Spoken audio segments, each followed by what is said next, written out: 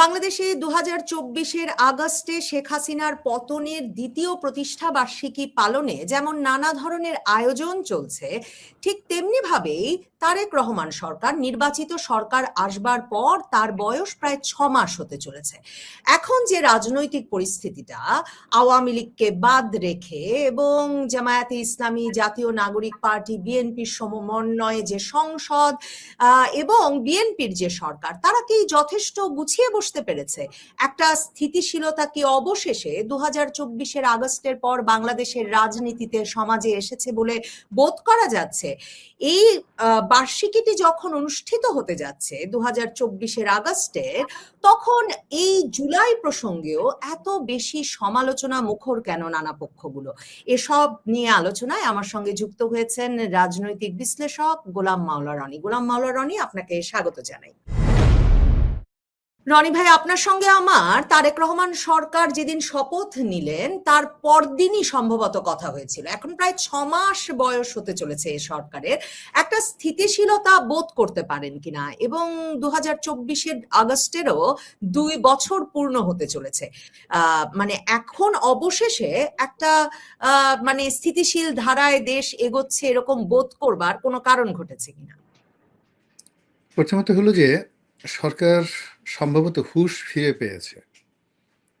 আপনি যখন দেখবেন যে একটা সরকার খুব উত্তেজিত না হয়ে কথা কম বলে, তারপরে অ্যাকশনে যায়, রিয়াকশনের চাইতে অ্যাকশনে বেশি যাচ্ছে, তখন ধরে নেবেন যে সে বাস্তব অবস্থাটা বুঝতে পেরেছে। আমাদের দেশের টোটাল আমানত, মানে ব্যাংকে যত টাকা আছে সেই আমানতের 45% আমানত খেয়ানত হয়ে গেছে, পাচার হয়ে গেছে, খেলাপি ঋণ হয়ে গেছে। ফলে এই যে সরকারের হাতে টাকা নেই, এটা সরকার বুঝতে পেরেছে। ২ নম্বরে যেটা আছে সেটা হলো যে আওয়ামী লীগের কেন পতন হলো, সেই জিনিসটা সরকার খুব গভীরভাবে মূল্যায়ন করেছে। যেমন দেখা গেল যে আমরা আর জামাতের এই যে এখন যে খুব দুরবস্থা, জামাতকে কোনো মানুষ সম্মান করে না, অথচ ১৯৭২-৭৩ সনে কিন্তু জামাতের একটা সম্মান ছিল, মর্যাদা ছিল। তো তখনও তাদেরকে গালি দিত না, কিন্তু এখন জামাতের সভাপতি থেকে শুরু করে সবাইকে মানুষ খুব বিশ্রী ভাষায় গালাগালি দিচ্ছে। এই জিনিসগুলো সরকার খুব কগনিজেন্সি নিয়েছে, এই জিনিসগুলো কেন হচ্ছে। তো সেদিক থেকে আমি মনে করি যে আমাদের যে পেইনগুলো আছে, জাতীয় যে পেইনগুলো আছে, সেই পেইনগুলো সরকার কগনিজেন্সি নিয়েছে এবং তারা রিয়াকশন দেখাচ্ছে না, তারা অ্যাকশন দেখাচ্ছে। প্রতি জায়গাতে তারা একের পর এক সিদ্ধান্ত নিয়ে যাচ্ছে, অসাধারণ সব সিদ্ধান্ত। হয়তো সাকসেসফুল হতে পারে, ব্যর্থ হতে পারে, কিন্তু বড় বড় সিদ্ধান্ত নিতে গিয়ে তারা একটুও শব্দ করছে না। বাজেটে অনেকগুলো গুরুত্বপূর্ণ সিদ্ধান্ত নেওয়া হয়েছে, যেগুলো আমরা টেরই পাচ্ছি না, কিন্তু বিরাট বিরাট সিদ্ধান্ত, ফাইন্যান্সিয়াল পুরো সিস্টেমটাকে এলোমেলো করে দেবে। যেমন সাইফুর রহমান সাহেব ভ্যাটের একটা সিদ্ধান্ত নিয়েছিল, ঠিক ওইরকম কিছু সিদ্ধান্ত, যেমন সম্পদ কর, কর নেট বৃদ্ধি করা, মানে পুরো জিনিসটা কি এটা, মানে যাকে বলা হয় শতভাগ ঝুঁকির মধ্যে। এর সাথে আর ঝুঁকি হতে পারে না অর্থনৈতিক। যদি সে সফল হয় তাহলে সে গাজী দীর্ঘদিন ধরে টিকে থাকবে, অর্থনৈতিক বাংলাদেশের অর্থনৈতিক সমস্যা থাকবে না। আর যদি ফেল করে পুরো সরকার একেবারে ধসে পড়বে, এরকম একটা ঝুঁকি সে নিয়েছে ফাইন্যান্সিয়াল সেক্টরে। দীর্ঘদিনের একটা পুঞ্জীভূত ক্ষোভের দিক থেকে একটা ট্রান্সফর্ম হচ্ছে। দেশি শক্তি আছে, বিদেশি শক্তি আছে। আমরা তো সেই আওয়ামী লীগ জমানাতেই জানতাম সেন্ট মার্টিন নিয়ে যাওয়ার চেষ্টা করছে। এই যে রোহিঙ্গাদের যে সমস্যা, যেটা নিয়ে একটা ত্রিমাত্রিক সমস্যা শুরু হয়েছে, এটা তো আওয়ামী লীগ জমানাতে সেই 2016 সন থেকে এই সমস্যাটা, এটার সাথে চীন জড়িয়ে পড়েছে, তুরস্ক জড়িয়ে পড়েছে, এবং তখন তুরস্কের ফার্স্ট লেডি এসেছিল। এটার সঙ্গে পাকিস্তানের নানা রকম জঙ্গি গ্রুপ জড়িয়ে পড়েছে, এটার মধ্যে জামাতের একটা অংশগ্রহণ আছে। মানে এতগুলো সমস্যা, যে সমস্যা কিলবিল কিলবিল করে ফেলছে। এবং আপনাদের পার্বত্য চট্টগ্রামে 20 থেকে 25টি সশস্ত্র গ্রুপ, সেটা আওয়ামী লীগ জমানাতে ছিল। এবং ওখানে কুকি চীনের 10,000 একেবারে রেজিস্টার্ড 10,000 আর্মি আওয়ামী লীগ জমানাতে ছিল থানসি এলাকাতে, যেটা ভারত এবং মায়ানমারের যৌথ প্রযোজনায় তারা এখন একটা কুকি চীন আলাদা একটা সাম্রাজ্য করে ফেলছিল।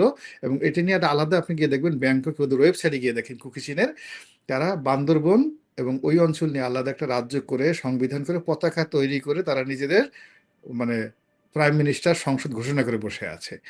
এখন এই কুকি চীন তো ইনুস জমানাতে আরো শক্তিশালী হয়েছে, গত 4 মাসে আরো শক্তিশালী হয়েছে, তার সঙ্গে আরাকান আর্মি শক্তিশালী হয়েছে। এখন এই আরাকান আর্মি নিয়ে টানাটানি। চীন বলছে আরাকান আর্মির বিরুদ্ধে আরশা লাগিয়ে দাও, যুদ্ধ করো। মানে বাংলাদেশ সরকারকে বলছে তুমি তোমাদের মধ্যে যে আরশা আছে এই আরশা হলো আমাদের লোক, এদেরকে আমরা অস্ত্র দেব, শস্ত্র দেব, করিডোর দেব, এদেরকে দিয়ে আরাকান আর্মির বিরুদ্ধে যুদ্ধ করব আমরা। আর আমেরিকা বলছে তোমরা তোমাদের দেশ থেকে আরশাকে বের করে দাও, আমরা এখানে আমেরিকান সৈন্য পাঠাবো, এবং এই আমেরিকান সৈন্য পাঠিয়ে এখানে তারা তোমার সৈন্য সহ, আমেরিকান সৈন্য সহ এখানে তুমি আমাকে করিডোর দেবা, আমরা এই আরাকান আর্মির পক্ষে যুদ্ধ করে মায়ানমারের নেপিদোতে যে চীন নিয়ন্ত্রিত সরকার আছে, জান্তা সরকার আছে, তাদেরকে পরাজিত করব। এখন এই যে একটা যন্ত্রণা চলছে আমাদের সীমান্তে, এর মধ্যে ভারত পুশিং করার চেষ্টা করছে পুরো সীমান্ত 4,000 মানে কিলোমিটার, যে সীমান্ত 4,000 কত কিলোমিটার, তো এই পুরো সীমান্তের জুড়েই মানে নির্ঘুম রজনীকা আসছে বিজিবির একটা লোকের ঘুম হারাম। মানে এইভাবে যদি চলতে থাকে আর 6 মাস 7 মাস পর বিজিবি মানে তাদের মধ্যে দেখবেন যে একটা প্যানিক চলে আসবে। কোনো রাত নাই দিন নাই, 24 আওয়ার্স তারা সেখানে কাজ করতেছে। এই বৃষ্টির মধ্যে তাদেরকে আর্মস নিয়ে, অস্ত্র নিয়ে সেই ডুবার মধ্যে দাঁড়িয়ে থাকতে হচ্ছে। তো এইরকম একটা তার মানে অবস্থাতে নানা সরকার, রকম সমস্যা জর্জরিত অবস্থায় এই সরকার দায়িত্ব নিয়েছে এবং 6 মাস পার করতে যাচ্ছে। সমস্যার সমাধানে কোনো চমকপ্রদ মানে ভূমিকা রেখেছে এরকম কিছু দেখছেন কিনা, এবং এই সমস্যাগুলো এই সরকার সামাল দিতে পারবে এই সংকেতটা দেখছেন কিনা, নাকি সমস্যাগুলো আরো বড় হচ্ছে, কি মনে হচ্ছে? প্রথমত যে সমস্যাগুলো একেবারে এই সরকারের পক্ষে, কেন কোনো সরকারের পক্ষে সমাধান করা সম্ভব নয়, বিকজ এখানে বৃহৎ দুটি শক্তি, চীন, তিনটি শক্তি, চীন, ভারত, আমেরিকা। আবার এখন ভারত এবং আমেরিকা একই জায়গাতে চলে গেছে। তারা এক হকে, যেমন মধ্যে যখন শেখ হাসিনা মানে যে ছিলেন তখন ভারত অনেকটা নিউট্রাল ছিল, আর আমেরিকা শেখ হাসিনার বিরুদ্ধে ছিল। এখন ভারত এবং আমেরিকা 100% একই জায়গাতে তারা দাঁড়িয়ে আছে এই সরকারের বিরুদ্ধে, মানে তাদের স্বার্থর ব্যাপারে আর কি।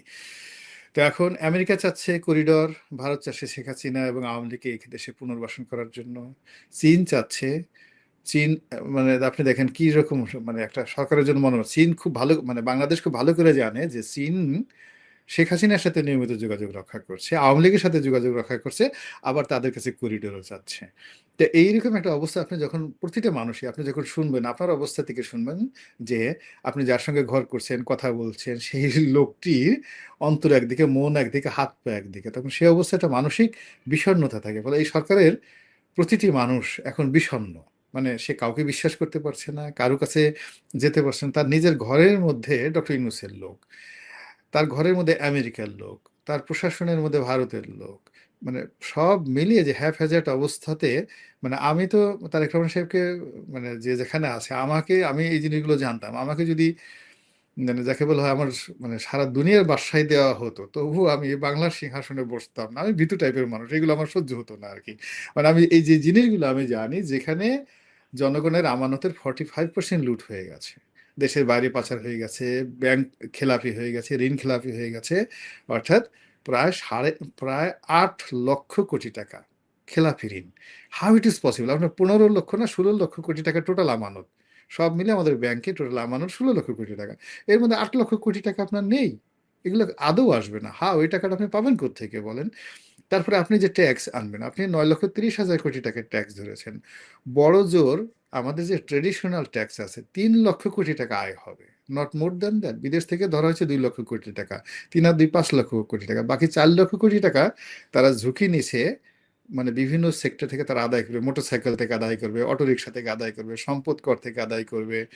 এই জিনিসগুলো, এই যে এত বড় একটা ঝুঁকি, এটা চারটিখানি কথা না। আমি ধরেন আমার যে গাড়িটা 1,25,000 টাকা যে গাড়ির ফি ছিল, হঠাৎ করে গিয়ে দেখি কথা নাই বার্তা নাই 2 লক্ষ টাকা হয়ে গেছে এক একটা গাড়ির সেই ভ্যালু, মানে ডবল হয়ে গেছে গাড়ির রেজিস্ট্রেশন, কোনো ওয়ে নাই। তো এরকম ভাবে সরকার প্রত্যেকটা ক্ষেত্রে ঝুঁকি নিয়েছে। কয়েকবার করে বিদ্যুতের দাম বাড়ালো, তারপর শেষে বিদ্যুতের দাম বাড়ালো, সবকিছু বাড়ালো। এখন সরকার এই কাজগুলো করছে। আবার একই সঙ্গে আইএমএফ এর আগের যে ঋণটা, সেই ঋণটা বাতিল হয়ে গেছে, নতুন করে $4 বিলিয়ন ঋণের জন্য দরখাস্ত করেছে। ঋণ দরখাস্ত করার পরে ওরা যে জিনিসটা বলছে যে আপনার এই সংস্কারগুলো করতে হবে, এই ভর্তুকি বন্ধ করতে হবে, কৃষিতে ডিজেলে ভর্তুকি বন্ধ করতে হবে, জাতীয় রাজস্ব বোর্ডকে 2 ভাগে বিভক্ত করতে হবে।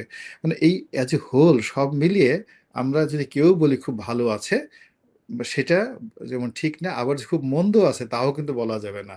মানে নরমালি শেখ হাসিনার জমানাতে যা ছিল আন্দোলনের পরে সেটা খুব খারাপ অবস্থা হয়ে গেছে। আর ইনুস জমানাতে 18 মাস বসে বসে পুরো দেশকে আরো 2 লক্ষ কোটি টাকার অতিরিক্ত ঋণ, দেশি বিদেশি অতিরিক্ত ঋণের মধ্যে ডুবিয়ে গেছে এই মানে 1.5 বছরে। এখন এইগুলো সবই কিন্তু এখন আমাদের পুরো, আমরা যারা জনগণ আমাদের মধ্যে আছি। এখন প্র্যাকটিক্যাল হলো ইন্ডাস্ট্রিগুলো বন্ধ হয়ে গেছে। গাজীপুরে এই কয়েক মাসে অন্ততপক্ষে 1000-এর মতো শিল্প কলকারখানা, বড় বড় শিল্প কলকারখানা বন্ধ হয়ে গেছে। অন্ততপক্ষে 5 লাখ লোক কর্মহীন হয়ে পড়েছে গত 4 মাসে। আর ইনুসের জমানাতে যদি ধরেন অন্তত 20 থেকে 25 লাখ লোক কর্মহীন হয়ে পড়েছে, বেকার হয়ে পড়েছে। আর নতুন করে শ্রমশক্তিতে যুক্ত হয়েছে আরো 50 লাখ লোক। তা আপনি এই সমস্যাগুলো আপনি কিভাবে সমাধান করবেন? যে এই 50 লাখ লোক যারা নতুন কোনো শ্রমবাজারে সমস্যাই আসলো। যদি সমাধান করতে না পারে তাহলে কি সরকার আসলে নিজে স্থিতিশীলতা পাবে? সরকার টিকতে পারবে? মানে এত এত কর্মহীন মানুষ, তার উপরে আপনি কর বাড়াচ্ছেন, দ্রব্যমূল্য বাড়ছে, মূল্যস্ফীতি বাড়ছে। মানে সমস্যার সমাধান করতে না পারলে আবার আপনি যে তিনটা পরাশক্তির নাম বললেন, ভারত, আমেরিকা, চীন, কেউই সেভাবে মানে এই সরকারের মিত্র বলে মনে হচ্ছে না, এবং কাউকেই এই সরকারও বিশ্বাস করতে পারছে না। তাহলে আসলে এই সরকার কিছু সমাধান করে কোনোভাবে টিকে থাকবে, এগিয়ে নিয়ে যাবে, সে সে প্রত্যাশা করার উপায় কি? মানে মানুষেরও তো আমি একটা এখানে ক্ষোভ তৈরি হবে। শুনেন, এরকম পরিস্থিতি যখন তৈরি হয়, দেয়ার ইজ নো ওয়ে। আপনি যদি মেডিকেল সায়েন্সে যান, এরকম কিছু সমস্যা আছে যেখানে অপারেশন ছাড়া কোনো ওয়ে নাই। আর চিকিৎসা বিজ্ঞানের এমন কিছু পরিস্থিতি আছে যেখানে 50-50, মানে মরে যেতে হবে অথবা বাঁচলে প্যারালাইজড হয়ে বাঁচতে হবে। তারপরে ইভেন মানে নারী পুরুষের এই যে মানে আমাদের যে নতুন বেবি হয়, কখনো এরকম ক্রিটিক্যাল অবস্থা হয়, মানে মাকে বাঁচাতে হলে সন্তান মারতে হয়, সন্তান মারতে হলে মাকে বাঁচাতে হয়, এরকম পরিস্থিতি ঘটে।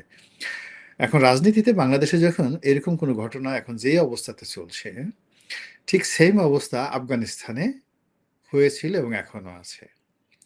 সেম অবস্থা ইরানে হয়েছিল, সেম অবস্থা ইউক্রেনে হয়েছিল। The same as it is. এখন সেই অবস্থাতে রেজিম রেজিম ক্ষমতায় থাকার জন্য কি করেছে? যুদ্ধ শুরু করেছে। এবং যখন এরকম একটা জায়গাতে একটা যুদ্ধ হয়ে যায় কোনো একটা দেশের সঙ্গে, তখন সেই রেজিমটা টিকে যায়। আপনি চিন্তা করেন ইউক্রেনে যিনি জেলেনস্কি আছেন, মানে যদি যুদ্ধ না হতো সে কিন্তু 3 মাসও টিকতে পারতো না। মানে ইরানে যে অবস্থা হয়েছিল, ইরানের পুরো রেজিমটা চেঞ্জ হয়ে যেত যদি যুদ্ধ না হতো। এই যুদ্ধের কারণে ইরানের কিন্তু রেজিম, সে দেশের মারাত্মক ক্ষতি হয়েছে। আপনি নেতানিয়াহু কিন্তু ক্ষমতা টিকতে পারতেন না।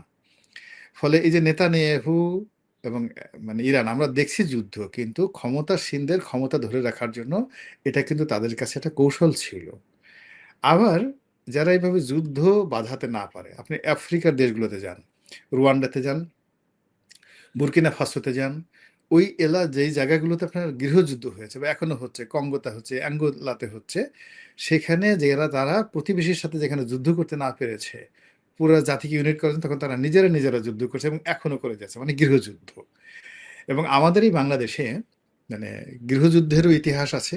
বহুবার আমরা গৃহযুদ্ধ করেছি, নিজেরা মারামারি কাটাকাটি করেছি। আর কখনো কখনো আমরা অন্য দেশের সাথেও যুদ্ধ করে এই নিজেদের ক্ষমতার গতি টিকিয়ে রাখার চেষ্টা করছি। এটা একটা আদিম, মানে রাজনীতির একটা আদিম পেশা।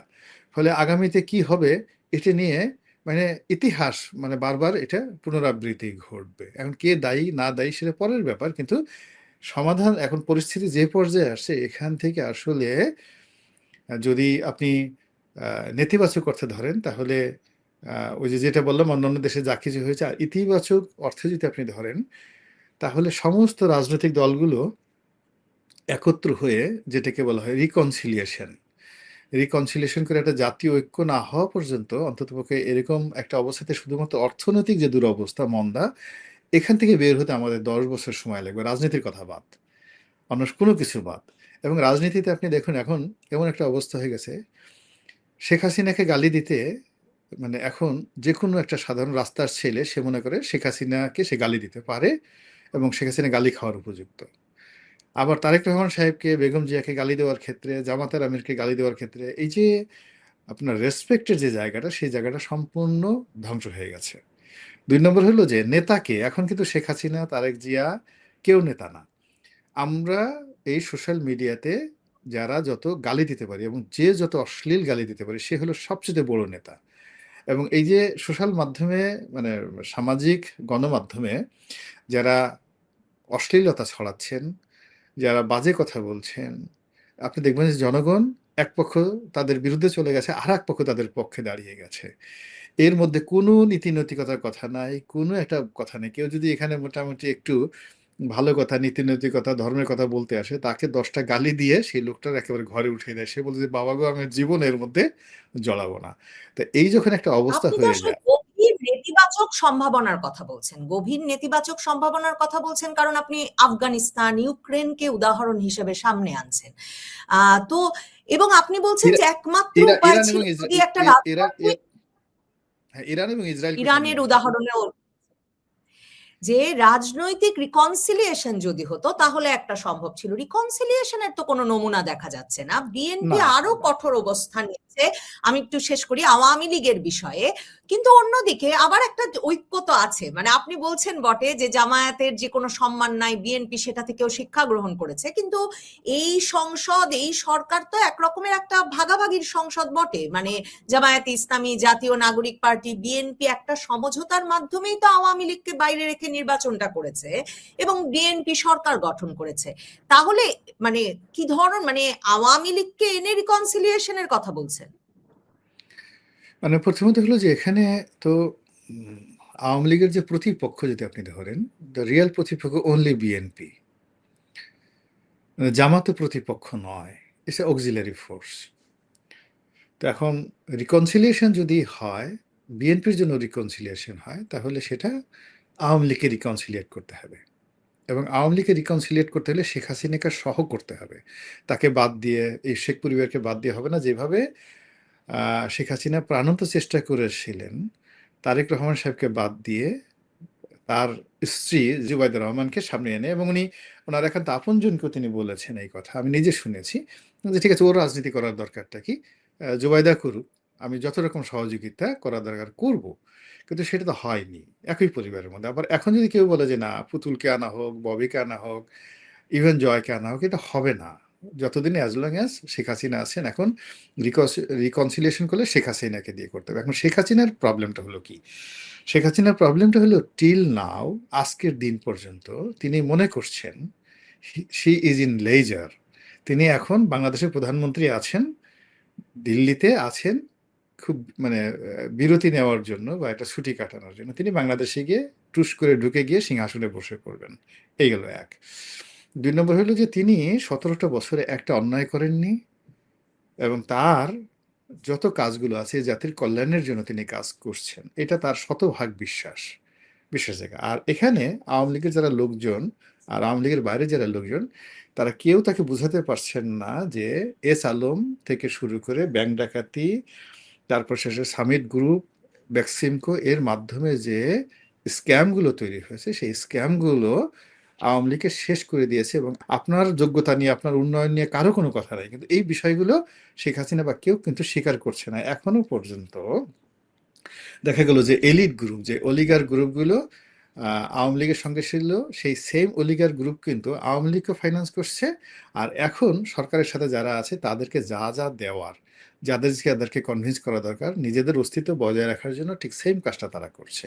তাহলে এই মানুষগুলোকে জন্য আওয়ামী লীগের যে পতন হলো, আপনার 90% পতন হলো এই অলিগার শ্রেণীর জন্য। আওয়ামী লীগকে ছাড়া রিকনসিলিয়েশন সম্ভব না। আর আওয়ামী লীগ যদি নিজে রিকনসিলিয়েট না করে, তাহলে হজরত আজরাইল আলাইহিসসালাম এসে আওয়ামী লীগকে রিকনসিলিয়েট করতে পারবেন। আপনি জানেন, মানুষের উপর কিন্তু ফেরেশতারও নিয়ন্ত্রণ নেই, মানুষের উপর শয়তানেরও নিয়ন্ত্রণ নেই, এবং আল্লাহ মানুষকে এমনভাবে পৃথিবীতে দিয়েছে একটা নির্দিষ্ট সময় পর্যন্ত আল্লাহ মানুষের পার্সোনাল ব্যাপারে হস্তক্ষেপ করে না। ফলে আওয়ামী লীগের রিকনসিলিয়েট হওয়ার ব্যাপারে যে সমস্যা, 99% সমস্যা আওয়ামী লীগের মধ্যে। আপনি বারবার মানে জামায়াত প্রসঙ্গে বলছেন জামায়াতের আর সম্মান নাই, সেটা আসলে আমরা স্থানীয় নির্বাচনে হয়তো বুঝতে পারবো যে জামায়াত কিরকম না, ফলাফল করে। সংসদ নির্বাচনে তো তারা শক্তিশালী প্রতিদ্বন্দ্বিতা গড়ে তুলেছিল। আমার প্রশ্ন হচ্ছে যে আপনি যুদ্ধের কথাটা বললেন, তো সেই থিওরিটা খুব ইন্টারেস্টিং লেগেছে। মানে আফগানিস্তানের কথা বলেছেন, ইউক্রেনের কথা বলেছেন, এমনকি যদি আরব বসন্তের ইতিহাসটাও মনে করি, তাহলেও আসলে একটা সংঘর্ষপূর্ণ পরিস্থিতি এবং রেজিমের পর রেজিম চেঞ্জ, এগুলো বোধহয় খুব বাস্তব ভিত্তিক মানে সম্ভাবনা বলেই মনে হয়।